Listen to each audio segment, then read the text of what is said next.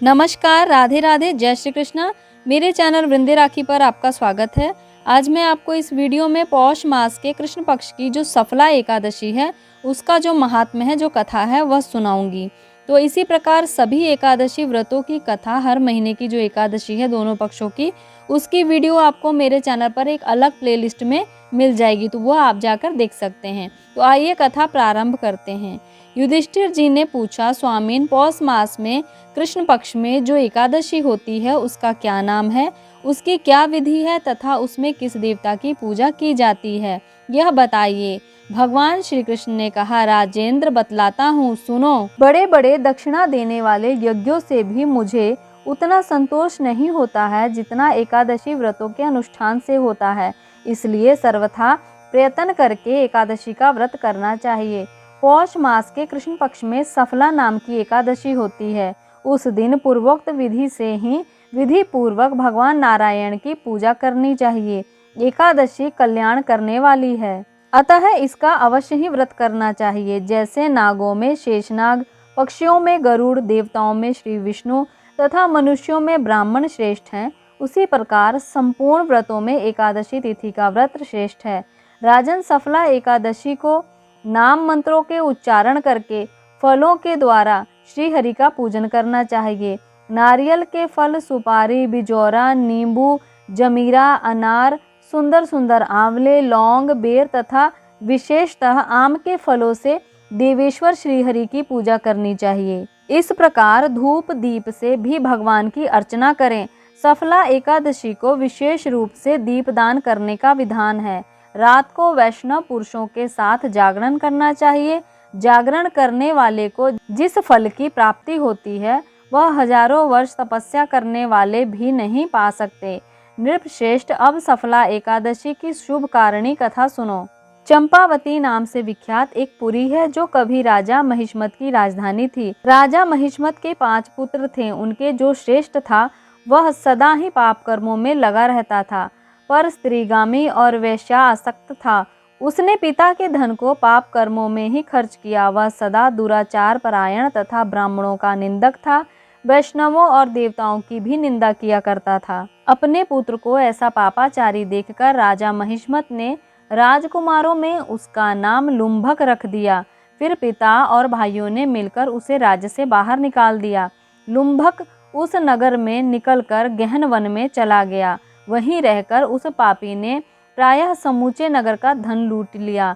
एक दिन जब वह चोरी करने के लिए नगर में आया तो रात में पहरा देने वाले सिपाहियों ने उसे पकड़ लिया, किंतु जब उसने अपने को राजा महिष्मत का पुत्र बतलाया तो सिपाहियों ने उसे छोड़ दिया। फिर वह पापी अपने वन में लौट आया और प्रतिदिन मांस तथा वृक्षों के फल खाकर जीवन निर्वाह करने लगा। उस दुष्ट का विश्राम स्थान पीपल वृक्ष के निकट था। वह बहुत वर्षों का पुराना पीपल का वृक्ष था। उस वन में वह वृक्ष एक महान देवता माना जाता था। पाप बुद्धि लुम्भक वहीं निवास करता था। बहुत दिनों के पश्चात एक दिन किसी संचित पुण्यों के प्रभाव से उसके द्वारा एकादशी के व्रत का पालन हो गया। पौष मास के कृष्ण पक्ष की दशमी के दिन पापिष्ट लुम्भक ने वृक्ष के फल खाए और वस्त्रहीन होने के कारण रात भर जाड़े का कष्ट भोगा। उस समय ना तो उसे नींद आई और ना ही आराम मिला। वह निष्प्राण सा हो रहा था। सूर्य उदय होने पर भी उस पापी को होश नहीं हुआ। सफला एकादशी के दिन भी लुम्भक बेहोश पड़ा रहा। दोपहर होने पर उसे चेतना प्राप्त हुई। फिर वह इधर उधर दृष्टि डालकर वह आसन से उठा और लंगड़े की भांति पैरों से बार बार लंगड़ाता हुआ वन के भीतर गया। वह भूख से दुर्लभ और पीड़ित हो रहा था। राजन, उस समय लुम्भक बहुत से फल लेकर ज्यों ही विश्राम स्थान पर लौटा त्यों ही सूर्य देव अस्त हो गए। तब उसने वृक्ष की जड़ में बहुत से फल निवेदन करते हुए कहा, इन फलों से लक्ष्मीपति भगवान विष्णु संतुष्ट हों। यूं कहकर लुम्भक ने रात भर नींद नहीं ली। इस प्रकार अनायास ही उसने इस व्रत का पालन कर लिया। उस समय सहसा आकाशवाणी हुई, राजकुमार, तुम सफला एकादशी के प्रसाद से राज्य और पुत्र प्राप्त करोगे। बहुत अच्छा कहकर उसने वह वरदान स्वीकार किया। इसके बाद उसका रूप दिव्य हो गया। तब से उसकी उत्तम बुद्धि भगवान विष्णु के भजन में लग गई। दिव्य आभूषणों से सुशोभित हो संपन्न होकर उसने अकंटक राज्य प्राप्त किया और 15 वर्षों तक वह उसका संचालन करता रहा। उस समय भगवान विष्णु की कृपा से उसके मनोज्ञ नाम का पुत्र उत्पन्न हुआ।